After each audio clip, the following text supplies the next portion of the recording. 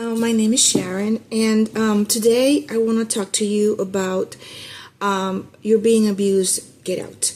I want to use 3 points for each one of these things. I want you to recognize it. 3 points for that. 3 points that are going to help you through the process, and 3 points that are help you to recover.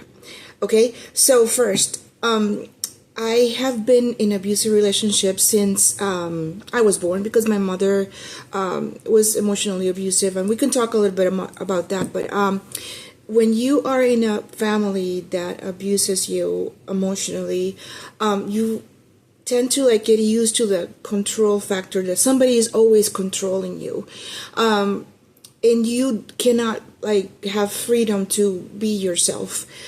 So you get used to this cycle of control, and in everywhere you go, in every relationship that you have, you'll look for that, and that's going to help you feel safe. But really, you're not being really safe. You need to get out of those relationships so you can have a life. If you don't do that, you're never going to be alive. You're going to be living for other people, and you're going to be subject to their control. Okay? So the first thing that when I have been in different abusive relationships, the last one was my marriage. I was 25 years married to an emotionally abusive person. So every time he would walk in, I would get scared, or I would feel like my nerves would go I'll be alert. So that's one thing that's going to help you realize that you're being in an abusive relationship. You don't feel peace. You don't feel happy. You feel alert. That's one point. The second point is that you have to be subject to silent treatment. That's when you're around that person, they're always quiet. You ask a question and they don't answer. The house is always silent, but there's always tension in it. That's the second one. The third one is walking on eggshells. That means that you don't know what are you gonna do that's going to make things explode. So you try to walk carefully in the things that you say or things that you do, and you're always on the alert mode. That used to happen to me. I used to make the kids go to sleep really quickly when my ex started drinking, and I knew that things were going to happen, or he started screaming or shouting or getting angry about different things.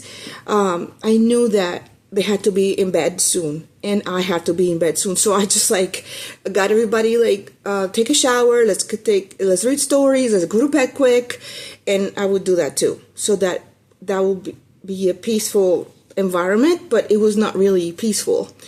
Okay, the three things that are going to help you through this process, because when you are in this kind of relationship, you don't have any friends. Your family, you've been already weaned out of your contacts, because your husband or your partner does not want you to have any friends, because they're gonna give you some opinions about what's happening, and ask you questions and ask you why you in that kind of relationship.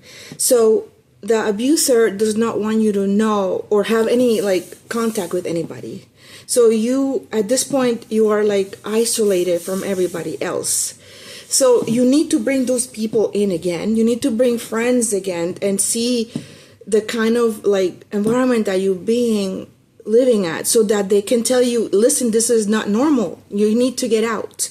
So friends and family are really important to bring back into the mix. Some friends are not that helpful, because they say, oh, this is normal, being that's because maybe you did something wrong, or maybe he's fighting because he's not happy at work, or maybe he's traumatized because of something else. But listen, this is not normal. When you're being diminished or abused, or you don't feel confident or happy, or that you want to grow, or that you have to think about everything that you're going to say or do before you do it, that's not normal. Okay?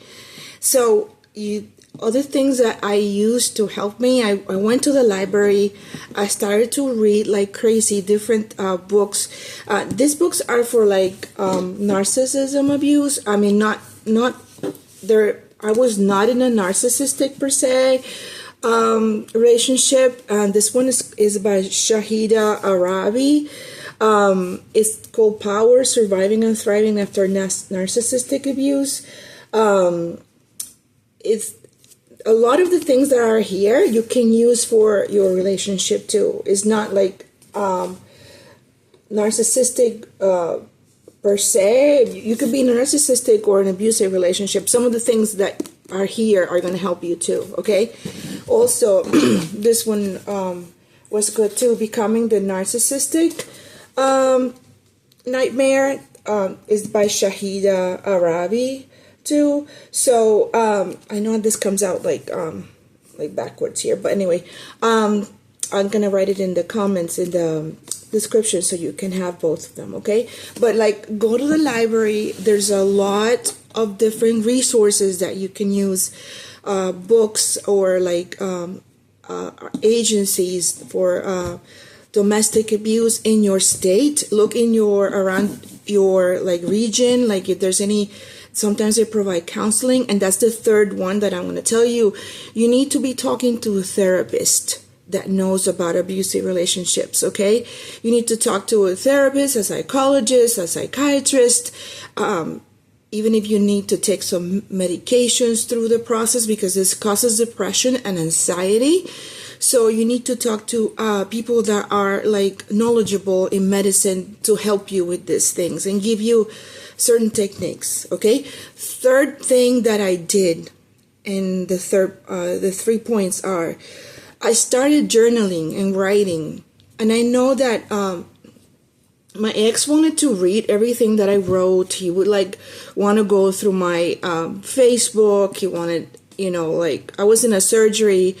A 12-hour surgery for my cancer, and he was going through all my Facebook, and after I got out of the surgery he wanted to fight about all the things that were there.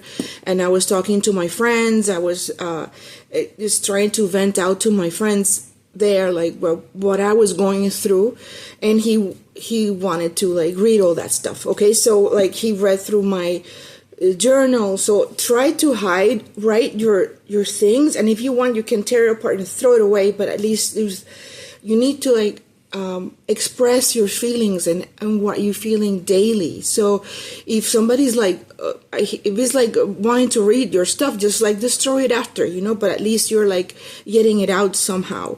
That is really important. Okay. Also, another thing that I did was meditation and prayer. Whatever is your faith, try to if you want to go through, read the Bible or read some religious books or anything that can help you like in your faith spiritually, because this is a battle that's spiritual too, emotional and spiritual. So you need to like have a strong, faith in something so you can go through this, because this is not going to be easy. Okay. The other thing that you need is support. Like if you want to talk to your pastor or like your therapist or your friends that are good friends that are wanting to like help you through this, because you're going to be having to listen to the same thing over and over, because getting rid or getting out of an abusive relationship is not easy. It's like something that is inside of you and you have to tear it out, and that's going to take work. You have to remember, I used to like write all these notes everywhere in my house, like have like post-it notes everywhere, like messages that were encouraging or were like helping me in some ways. I would just write them everywhere, because you are so like attracted to go back to the old ways that is really hard. It's like an addiction, really. I'm gonna try to find other books that I've read before. I'm gonna try to find other resources that I can give you, but for now, if you are in an abusive relationship, you have to start thinking about ways to getting out, because you need to live your life, not somebody else's life. Okay? Because when you're in an abusive relationship, you forget who you are. You forget what are your interests. You forget what you like to do. After you get out of all this, I'm telling you, you have like a trauma, because you feel like, who am I? What did I do? What do I like? You go to a restaurant and you don't even know what to order, because like you've lived your life so much for the other person that you forget who you are. And you're entitled to live who you are. Okay? You're entitled to live your own life, to be who you are.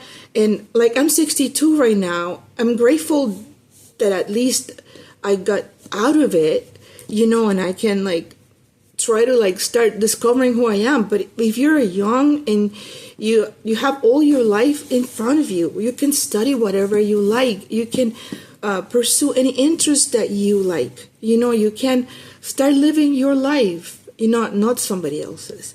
So I hope this really helped you, and I'll see you in the next one. Okay?